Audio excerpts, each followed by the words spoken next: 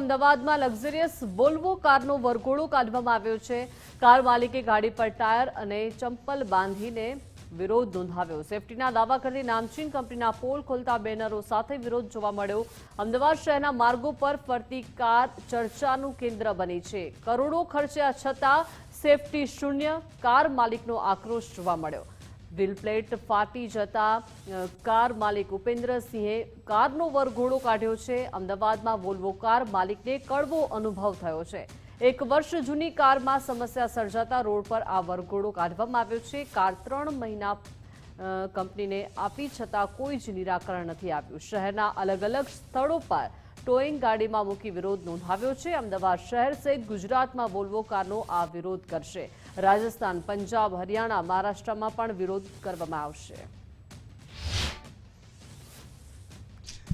અંદાજિત 1 વર્ષ પહેલાં મેં વોલ્વો કંપનીની XC90 કાર ખરીદી હતી। લગભગ એની કિંમત 1,11,00,000 સમથિંગ કંઈક હતી, મને યાદ નથી, પણ 1,11,00,000 આજુબાજુ હતી। સેફ્ટીના ફ્યુચર્સથી મેં ખરીદી હતી, કેમ કે વોલ્વો વિશ્વની સૌથી સેફેસ્ટ કાર હતી અને સેફ્ટી માટે જ મેં ખરીદી હતી। અને મને અનુભવ એનો એટલો બધો ખરાબ થયો તો મારે આજે બજારમાં વોલ્વોની બ્રાન્ડ લઈને બજારમાં આવવું પડ્યું છે। મારે કંપની એમની છે ને એમની જાહેરાત કરવા મારે આવવું પડ્યું છે। આટલી મારી મજબૂરી ઊભી થઈ છે અને મારી કારને એકદમ અવાજ આવ્યો એટલે મેં સાઈડમાં ઊભી રાખી કે શું થયું, એમ કોઈ ભટકાણી નથી, કોઈ એક્સિડન્ટ નથી થયું। મારા કારની એક બમ્પ હતો, એ બમ્પ કૂદ્યો નો ડાઉટ, અને બમ્પ એટલે એટલો લાંબો બમ્પ, કદાચ તમે 100ની સ્પીડે બમ્પ કુદાડી પણ દો ને તો એ કંઈ થાય નહીં। એટલે મને એમ કે બીજું કોઈ અઘટિત ઘટના નથી બની ને, એમ ઊભી રાખી એટલે એક બાજુનું એલોય વ્હીલ્સ અડધું બહાર આવી ગયું, સીધે સીધું ઊભું, આડું નહીં ઊભું।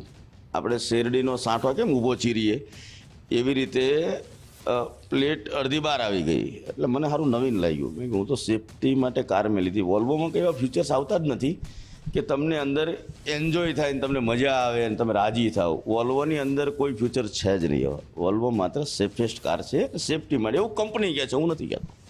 મેં કંપનીમાં ફોન કર્યો, મને કે અમારી કોઈ જવાબદારી આવતી નથી આમાં, સ્પષ્ટ ભાષામાં કહી દીધું।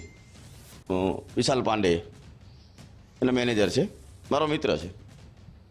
પછી એના ઓનર્સને મળવાની વાત કરી, મને મળવા ના દીધા। મારી ગાડી 3 મહિના પડી રહી ત્યાં, જાણે કેમ કે સાયકલ લઈને આવતો એમ 3 મહિના, છતાં 3 મહિનાથી હું સહન કરું છું આ બધું, ના છૂટકે। પરમદી મારે આ વોલ્વો કારને આઈશરમાં ચલાવવાની જરૂર પડે। રોજનું મેન્ટેનન્સ મારું 25,000નું છે। હવે આ કાર હું મોકલીશ મુંબઈ, હરિયાણા, પંજાબ અને આખા ગુજરાતમાં જરૂર પડે આ બધે મોકલીશ। હવે તો આમેય જો મારી વોલ્વોમાં તો મારા પૈસા પડી જ ગયા છે, તો સોમાન તો હું રાજપૂત છું, મારે સોમાન તો હોય કે ના હોય। એટલે હવે આ સોમાનની વાત છે અને વોલ્વો કંપનીની સાચી હકીકત જગતના ચોકમાં ડંકાની ચોટ ઉપર લાવીશું। સસ્પેન્સર તૂટતું નથી, જમ્પર તૂટતું નથી, ટાયર તૂટતું નથી અને વચ્ચેની પ્લેટ તૂટી જાય છે।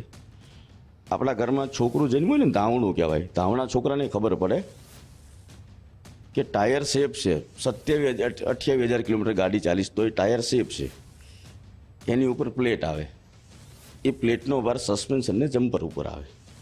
જમ્પરને સસ્પેન્શનને કશું નથી થતું, ટાયરને કશું નથી થતું, તો પ્લેટને શેના માટે થયું? કદાચ માની લો કે મારો વાંક છે, ચલો માની લીધું, તમે કહો છો એટલે માની લીધું મેં, અથવા કંપની કહે છે એટલે માની લીધું, તો સસ્પેન્સર, જમ્પર તો ટાયર તો ડેમેજ થવું જોઈએ ને, પ્લેટ તૂટી જાય છે।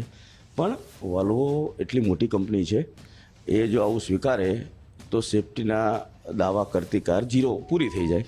એ તો હવે તો વરઘોડો તમે કહો છો, મેં તો વરઘોડો કીધો નથી, મેં તો જગતના ચોકમાં લોકોને જાગૃત કરવાની વાત કરી છે। પણ તમારી ભાષામાં તમે વરઘોડો કહો છો તો એ વરઘોડો જ સાબિત કરશે, પંજાબ, દિલ્હી, હરિયાણા જઈને તમે કહો, અને અહીંયા જશે ડંકાની ચોટ ઉપર ગાડી જશે આપણી બધે।